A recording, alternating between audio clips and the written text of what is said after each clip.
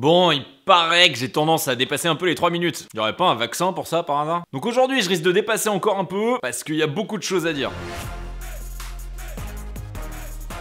Les vaccins, c'est une des inventions les plus importantes de l'humanité. Ça a tout simplement évité à plein de monde de crever quoi. Donc bon, en moyenne c'est plutôt cool, mais comment ça marche? Ton système immunitaire, s'il fonctionne bien, il passe son temps à patrouiller, à essayer de contrôler ce qui se passe dans ton corps. Donc quand il rencontre quelque chose qui se balade dans ton corps, il va lui demander sa carte d'identité. Ça s'appelle son antigène. Et les virus et les bactéries qui rentrent dans ton corps, ils sont pas capables de présenter une carte d'identité qui plaît à ton système immunitaire. Donc ça va être considéré comme un corps étranger et ton corps il va vouloir réagir. Donc là, paf, on appelle la cavalerie et il y a les globules blancs qui débarquent. Et dans les globules blancs, il y en a qui s'appellent des lymphocytes. Et eux, ils sont là pour produire des anticorps pour aller péter la gueule de l'intrus. Et un bon système immunitaire, il est capable de produire des millions d'anticorps dans la journée. Donc il y a certains corps étrangers qui sont éliminés avant même qu'on se rende compte qu'on a été malade. Là où ça peut commencer à poser des soucis, c'est si le système immunitaire, il voit un corps étranger qu'il a jamais vu avant. Parce que vu qu'il connaît pas, il va devoir tester plein de trucs pour booter l'envahisseur hors de ses frontières. Et donc ça va prendre plusieurs jours avant de pouvoir produire le bon anticorps pour combattre la maladie. C'est pour ça que, en général, on est mal pendant un certain temps. Et même pour certaines maladies un peu trop virulentes, en fait, les quelques jours, ça suffit à te tuer. Tu peux mourir avant que ton système trouve les bons anticorps. Et c'est là que les vaccins arrivent.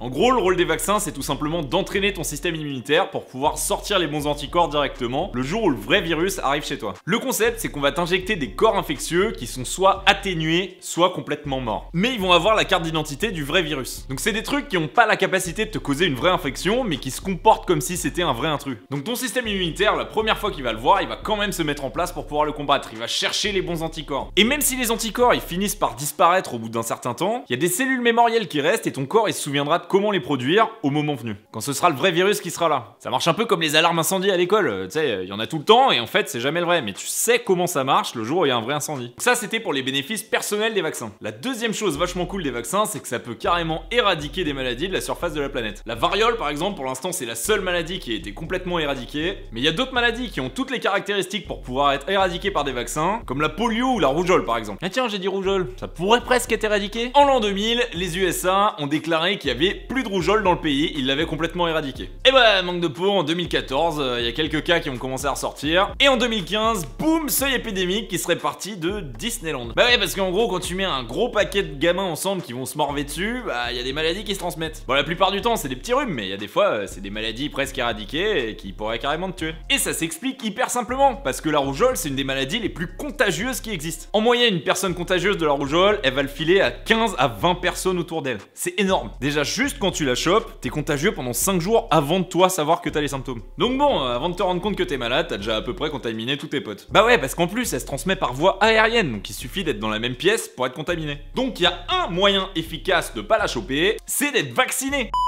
Je vais juste faire un petit aparté là, parce que je suis en train de monter la vidéo que t'es en train de regarder, et en fait, je viens de tomber là-dessus.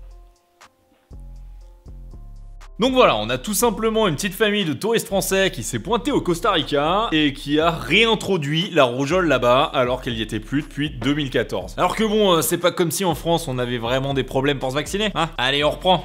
Et donc si t'imagines que la majorité des gens que tu croises pendant ta période de contagion, ils sont vaccinés, bah en fait t'as pas mal de chances de la transmettre à personne. C'est ce qu'on appelle l'immunité grégaire, ou l'immunité de groupe. Et ça c'est la vraie puissance des vaccins. Parce que le principe de l'immunité de groupe, c'est d'avoir assez de personnes immunes à une maladie dans un groupe. Un groupe ça peut être une ville, un pays, une île déserte, voilà, pour que la chaîne de contamination elle puisse plus marcher. Ça permet de protéger une population entière, et en particulier ceux qui peuvent pas être vaccinés. Donc notamment ceux qui sont trop jeunes, très malades ou trop vieux. Et ça les protège parce que ça empêche d'amener la maladie jusqu'à eux tout simplement. Et dans le meilleur des cas, il suffit de quelques personnes vaccinées dans la population, si c'est bien réparti, pour pouvoir arrêter la chaîne de contagion. Parce que si une fois sur deux que quelqu'un chope la maladie, il la transmet pas, bah la maladie elle va survivre mais on va jamais atteindre un vrai seuil épidémique. Donc bon, tu te dis, la population des anti-vaccins, elle est pas si énorme que ça, donc ça devrait pas poser de problème s'il y en a. Si eux ils ont envie de mettre toute leur famille à risque de choper des trucs pas cool, bah ok, mais ça devrait pas impacter la population entière. Parce que le problème des anti-vax, c'est qu'ils créent des groupes. C'est le principe d'une communauté en fait. Si tu regardes autour de toi, les gens avec qui t'interagis, en général, ils te ressemblent. Ils ont souvent à peu près les mêmes idées que toi au global. Genre, si t'es vegan, bah, y a des chances que t'aies des vegans dans ton entourage. Si t'es un gros gamer,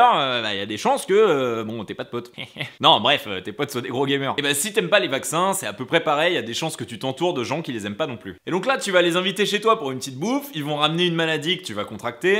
Tu vas pas forcément t'en rendre compte dans les premiers jours, donc tu vas interagir avec d'autres gens et tu vas leur filer aussi. Et donc là, qu'est-ce qui vient de se passer? Paf! Épidémie! Tu viens tout simplement de péter l'immunité de groupe que l'humanité a mis des années à essayer de mettre en place. Bravo, bravo, c'est bien, bravo. Bref, je donne pas souvent mon opinion dans les vidéos, mais je trouve qu'il y a un moment où il faut respecter les progrès de la science quand c'est vraiment bien pour l'humanité. Parce que bon, moi j'ai pas vraiment envie que mes futurs enfants ils puissent potentiellement choper la lèpre ou la polio à l'école. Ouais, parce que ces deux maladies-là, elles existent toujours sur cette planète. Bon allez, fais gaffe à toi et morve pas trop sur tout le monde. Si t'as aimé, n'hésite pas à liker la vidéo et abonne-toi en activant les notifications. Et si la chaîne te plaît, j'ai ouvert un Utip dans la description pour pouvoir essayer de faire un peu d'argent pour payer un monteur et pouvoir passer plus de temps sur le contenu. Donc à votre bon cœur, mesdames et messieurs. À plus!